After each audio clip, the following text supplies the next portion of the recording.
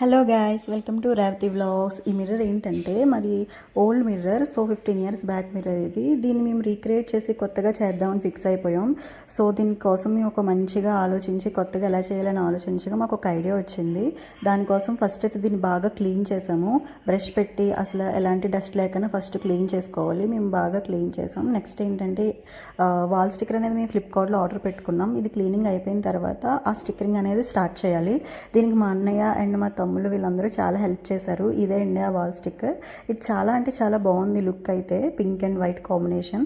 So ఇలా కరెక్ట్గా shapes cut చేసుకుని దానికి స్టిక్ చేసుకోవాలి. ఇదైతే చాలా కష్టం, కానీ మా బ్రదర్స్ వీళ్ళు చాలా హెల్ప్ చేసి దీన్ని వర్క్ అయితే కంప్లీట్ చేశారు.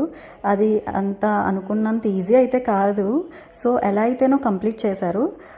ఫైనల్ లుక్ అయితే మాత్రం చాలా బాగా వచ్చింది. మీకు అది నేను పార్ట్ 2లో వీడియో అప్లోడ్ చేస్తాను.